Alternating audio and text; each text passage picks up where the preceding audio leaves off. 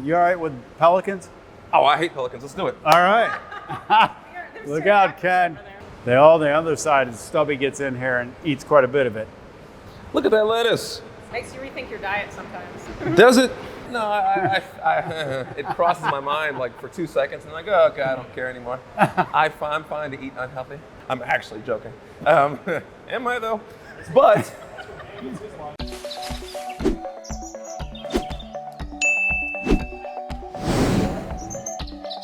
Hey, how's it going? Hey, how are you? Pretty good. Who are you? I'm Dan. Dan. So Dan, what do you do here at the zoo? I take care of the manatees. We're part of the Manatee Rescue Rehab and Re-Release Partnership. Okay. Well, I'm not going to sugarcoat it and pretend. I know who you are. Okay. I've seen you on the show, and I also heard you might have a couple stalkers. I don't call them stalkers. I call them friends. I'm kidding. You have a couple friends that know who you are. Yep. Because of all the awesome work you do. Well, I appreciate that. So we have these beautiful floating ballerinas behind us. They are ballerinas. Yes, they are. It's pretty loud in here today. Yes, it is. I'll tell you what. You guys want to go upstairs and we can talk a little bit more personally? Oh, of course. Let's go do that. All right. Follow me. Manatees are one of my favorite animals, and it's because they're so specialized. Number one, they've evolved without a predator, which I don't even know how you do that. And number two, they have the highest arching ribs of any mammal we've ever found. It's got a little weight to it, doesn't it? I didn't expect it. When you handed it to me, I was like, okay. Make sure I don't drop it. But there's no hollow tube in the middle like we have in our bones for marrow. Oh. And we think that's for ballast, because these guys are the only marine mammal classified as an herbivore. So they eat a lot of fiber. They make a lot of gas. We like to say a gassy manatee makes a happy manatee. Okay. But then the top half of them is all lungs. So these are going to protect their lungs. And we also think it helps them with ballast, like for buoyancy control. Okay. So, I mean, because they're just floating little things out there, floating big creatures. Floating, yeah. Floating They can get up to 3,000 pounds.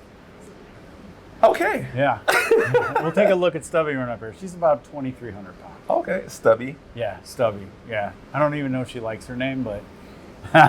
Do you think she knows her name? Yes. That's awesome. Yeah, and she knows us. She knows every, even tells us apart in our dive gear, which is amazing. Okay. If you have lettuce, she usually likes you. Oh, well, do we have lettuce from her? Because I want her to like me. There's another interesting anatomy. Their closest relative is the elephant. And it's all through their dentition. So this is kind of like the right quarter panel. Mm-hmm. So this is their eye socket. Mm-hmm. And then you've got the front of their mouth here, and there's no teeth right there. Okay. But then you get to the molars. So now you can feel how smooth those are right here. That gets worn out from all the sand and stuff in the food they eat. Now these back here are new ones, and they march forward continuously throughout their life and push the worn out ones out. No. And they've got like a lifetime supply of teeth. They're always coming up right here, like right through there. Yep. So this is how it will be. This is the front. Yep. This is the nose there. Yep. So they're way back here. They just pop up. That's interesting. Yeah. So they're closely related to elephants. Well, yep. Ish, right? Like genetically, what came first, the elephant or the manatee? The manatee, I assume. I like to think that too. Okay, because the animals. Or they were like, this is too much work up on land. I'm going to go back in the ocean. Yeah. Well, elephants can swim though, right? Yeah, it's true. That's a lot more for my brain to comprehend right now. They're related to the elephant and the aardvark and the rock hyrax, which is interesting. Mm-hmm. Yeah, that's it's too much. Too much. I'm just officially done now. Thank you. This is kind of the entry point into the Manatee Release Partnership. We are part of the Manatee Rescue, Rehab, and Re-Release Partnership. There's like 19 entities altogether, and we're one of only 2 institutions outside of Florida that are licensed to participate in this. And what we do, we're a second stage rehab facility, so we take long-term rehabs that take care of sick, injured, or orphan animals that need a longer time to recoup in order to get back out into the wild. And that frees up hospital space down south. And they're busy down there, especially the last few years. Awesome. Yeah, I definitely have seen you do one of the releases. So it's kind of cool to be here in front of a man who does all that cool stuff. That's awesome. I'd like to take all the credit for it, but it's all Stubby. She's the matriarch of our program, and she makes our job easier. I kid you not. We get these scared little orphans in here, They've been in a plane, they're in a truck, they're out of water. They're scared when they get here. So we bring them in here, we kind of keep things quiet. We put them in the water, make sure they can get a breath of air, and then open up that gate and Stubby comes in and you can just feel it, everything relax. And she'll literally go right underneath them and raise them to the surface like you see the dolphins do to make sure they get air. She'll make sure they're eating. Most of them are going to be eating lettuce when they get here from Florida anyways. Only occasionally will we get a bottle baby, but that kind of creates a bond between us and them, and we try to discourage that. So we're trying to get them weaned as fast as we can. And Stubby helps out with that. She'll actually let him nurse off her for a couple days. I think it's more of a comfort thing. Oh. We have had a female one time that was happening with, and it stimulated her, and she was actually started to lactate. Stubby hasn't done that yet. She'll give it a couple days, and then she'll put her flippers down, because like an elephant, her teats are under her arms. Yeah.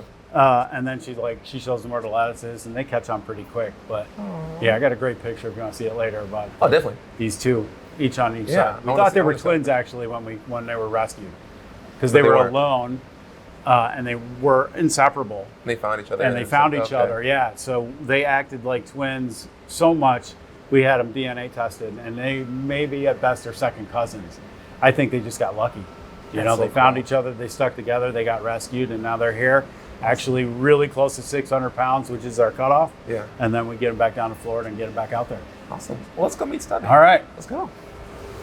Oh, hi. Okay. Hi, Joy. Hi. Come here, come here, come here, come here. So this is my friend Joy. She is one of the keepers here. Sorry, we're kind of taking Dan's spotlight for a second here. Dan doesn't mind. Okay. Not at all. I'll just. So actually, you did a Zookeeper Week feature with me in 2022. Time is kind of a difficult concept for I me. think it was 2022. I don't remember now, but no, we go way back. So like even though it's only been like 2 years. No, it's longer than that. It's longer than that, but still. It's always 5 to 10 years. Yes. Anyways, so you might take over for Dan, maybe, or what are you doing here? Oh, so what I'm doing here is I'm getting ready to tend our divers who get into manatees, to scrub the tank, check the drains, make sure everything's running smoothly, and make it look nice, and so everyone can see the manatees and the fish and the inhabitants of the tank. The inhabitants. So to do that, you have to go through safety checks, make sure everybody has all their gear, and record all that for our dive records that we keep. And just touch base with our divers, get them in the water, and all the things. Awesome. Yeah. So where are we gonna go? So people are getting ready to dive right now, or were we going out there? Yeah, so we have 2 divers that are getting ready to get in. So our buddy Chase here is one of our volunteer divers. Hi, Chase. Getting ready, waiting for How's our it going? second. Good, thank you. And then during that time, we just make sure that when they're going through the tank and cleaning, everything looks like it's going well. We can be on the dock to help them get lettuce tubes out, because we sink the lettuce down to try to mimic the seagrass. I don't know if you went into the feeding routine yet or not. Not yet. See? Hey, Segue. So we're segueing right now. Look at her, the pro. Okay, let's go do it, I guess.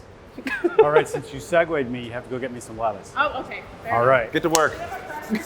No, we need lettuce anyways to keep the kids off the divers. It doesn't work. Pick one. Back into the segueing-ish. Lettuce. Or, can I touch it? That is lettuce, yeah. Yeah, lettuce. Is this romaine? Yep. Okay, just romaine. A whole lot of romaine. How much is in here? That's a whole case. A whole case. And how much is in a whole case? 24 heads. 24 heads. Yep. Yes, this is for the people that have no idea what we're talking about.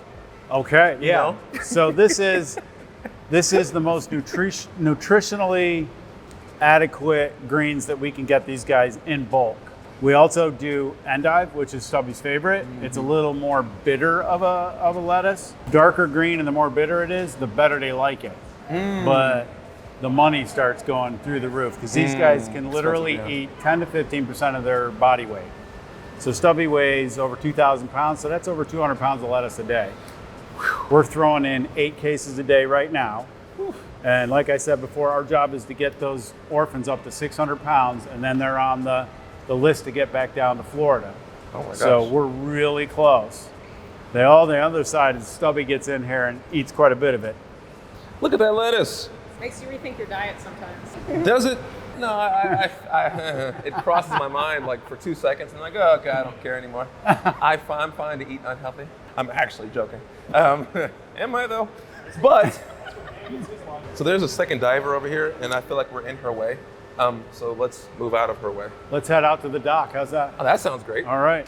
You all right with pelicans? Oh, I hate pelicans. Let's do it. All right. Look out, Ken.